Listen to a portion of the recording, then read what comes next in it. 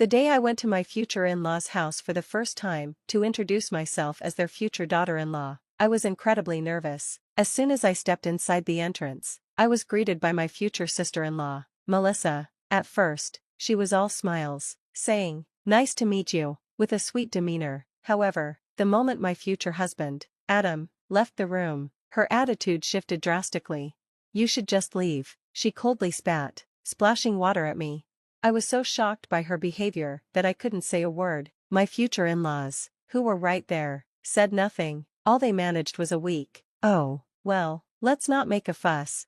Feeling humiliated, I stood up to deal with my soaking wet clothes, completely lost. Just then, the front door opened, and Melissa's husband, Ken, arrived, slightly late. "Hi, nice to meet you." I introduced myself weakly, pretending nothing had happened, but Ken looked surprised. "Wait a minute." At that moment, Melissa's face turned pale, her demeanor shifted, and the entire atmosphere changed. "My name is Lisa, and I'm 30 years old. Adam and I were introduced by mutual friends, and now we live a quiet life together. Though we haven't been blessed with children, I feel happy every day."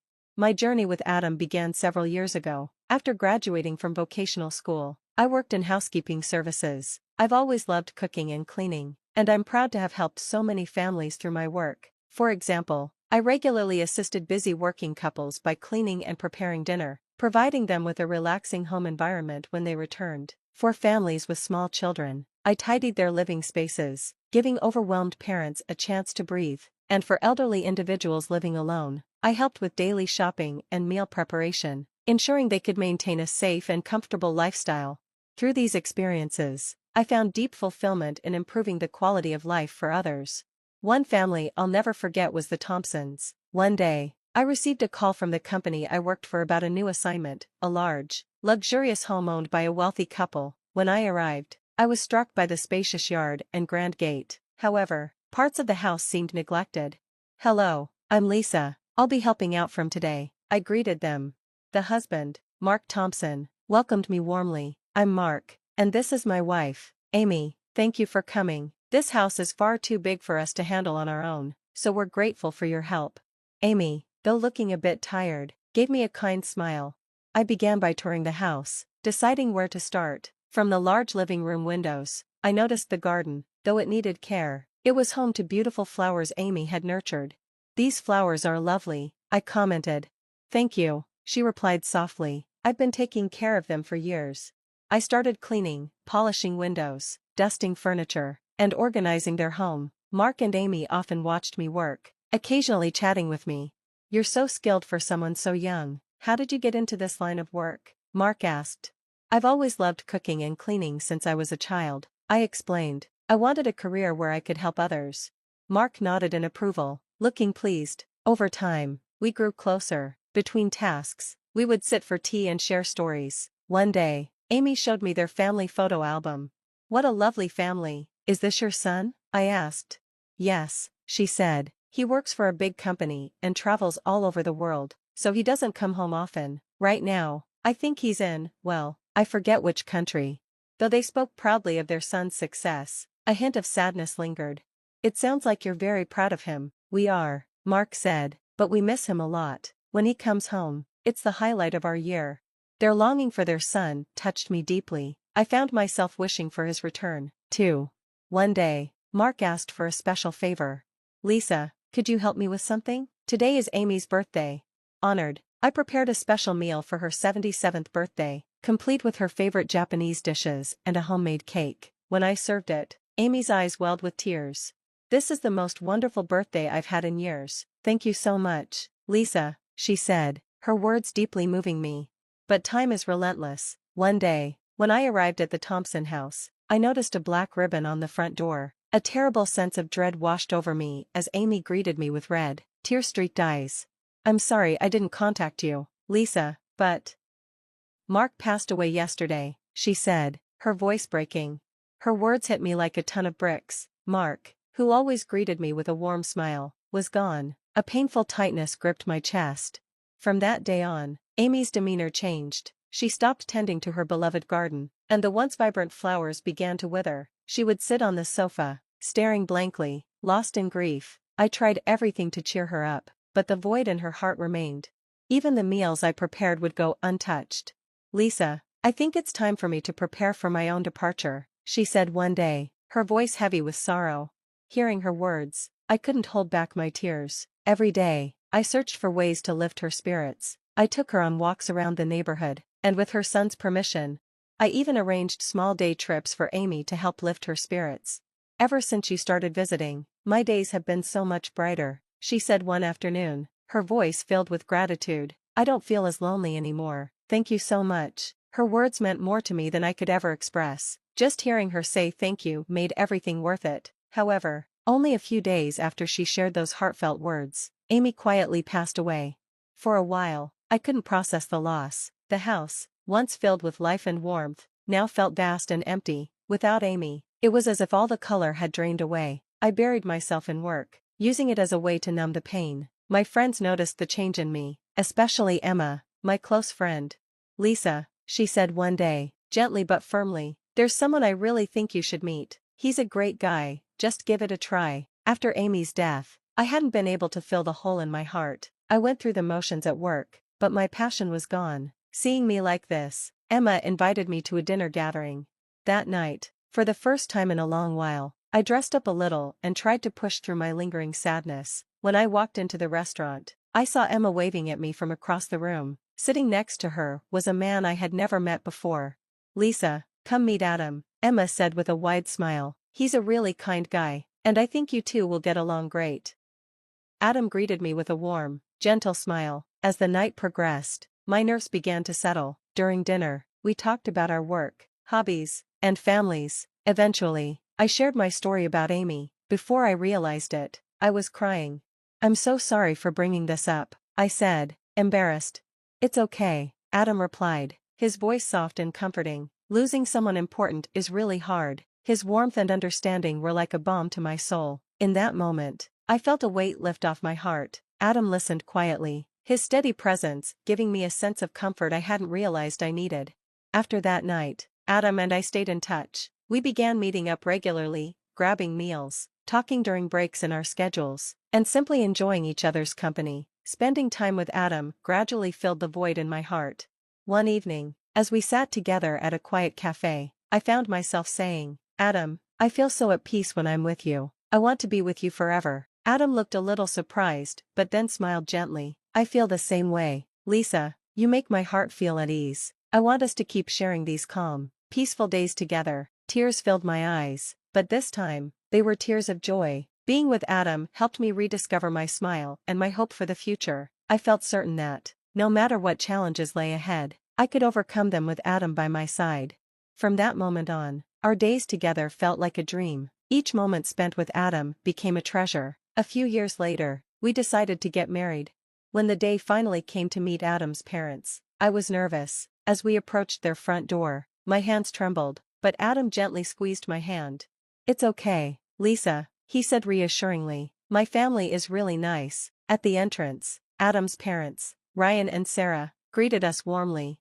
"Nice to meet you. I'm Lisa," I said, trying to sound confident. "Thank you for having me today." "Hello, welcome. Please come in, we've been looking forward to meeting you," Sarah replied with a smile. "Make yourself at home." The atmosphere was friendly and inviting as they guided us into the living room. Sitting there was Adam's older sister, Melissa.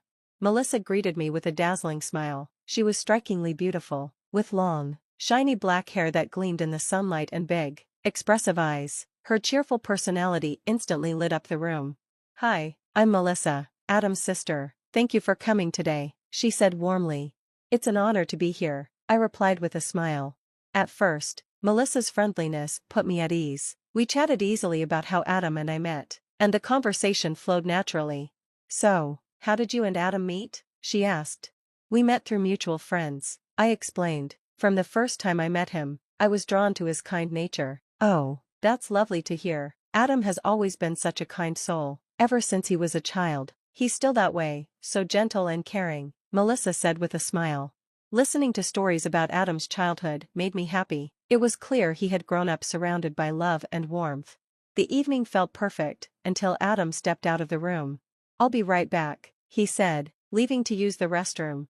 The moment he was gone, Melissa's expression changed. Her eyes turned cold, and her friendly smile disappeared. "Why would he be with someone like you?" she sneered. "You're just a maid, after all." I froze, unsure of how to respond. "You don't belong in this family," she continued, her words cutting like knives. "Anyone can do housework. You're just a laborer, nothing more." Her gaze swept over my outfit, and she scoffed. "And that outfit? It looks like something out of the 80s. How embarrassing to stand next to Adam looking like that." Tears stung my eyes, but I couldn't find the words to defend myself. "This is exactly why you'll never be more than just a maid," she said cruelly. Then, without warning, she grabbed a glass of water and threw it at me. The cold water splashed across my face and clothes, soaking me instantly. I gasped, the shock leaving me frozen in place. "Oh no, the floor is wet now," she said mockingly. "Why don't you go clean it up? After all, that's your job, isn't it?" Her mocking laughter echoed through the room. Adam's parents sat silently, their awkward attempts at diffusing the situation amounting to a week. Now, let's not make a fuss." When Adam returned, he immediately noticed the wet floor. "What happened here?" he asked, concerned. I forced a smile, trying to hide my tears. "Oh, it's nothing. I just had a little accident," I said, excusing myself to the kitchen to calm down. As I wiped my face, Adam appeared behind me. "Lisa, are you okay?" he asked softly. "Lisa, what happened?" Adam's voice was filled with concern as he stepped into the kitchen and saw my wet clothes. He grabbed a towel and gently began to dry my hair. Tears welled up in my eyes as I hesitated before answering. "It was Melissa. She threw water on me and she said I'm just a maid. She told me to clean up the mess." Adam's expression darkened immediately. Without hesitation, he strode back into the living room, his voice sharp and filled with anger. "Melissa, what did you do? Why would you treat Lisa like that?" Melissa crossed her arms, feigning innocence. "What? I was just asking her to do her job. Isn't she a housekeeper?" Adam's parents shifted uncomfortably in their seats, but didn't say a word. They avoided his gaze, their silence a tacit acceptance of Melissa's behavior. "Melissa, that's enough." Adam's voice rose, his frustration evident. "Lisa is not just a maid, she's my partner, and you owe her an apology." Melissa rolled her eyes, her tone dismissive. "Oh, come on, Adam, you're overreacting. Lisa needs to get used to our family dynamics." I stood frozen, watching the scene unfold. I couldn't understand why Adam's parents didn't step in to stop Melissa. That's when I realized Melissa had always been coddled. She was the special child, born prematurely, often sick as a child, and never held accountable for her actions. Their overprotectiveness had turned her into someone who believed she could do no wrong. The door suddenly opened, and a man's footsteps echoed in the hallway. A tall, well-dressed man entered the living room. "Sorry I'm late," he said, his deep voice carrying through the tension. "I just got back from my trip." Melissa's face lit up, her demeanor changing instantly. "Ken, you're home." The man, who I quickly realized was Melissa's husband, smiled warmly. "Hi, everyone, I'm Ken." Then his gaze shifted to me, and his smile faded into one of recognition. "Wait, are you Lisa?"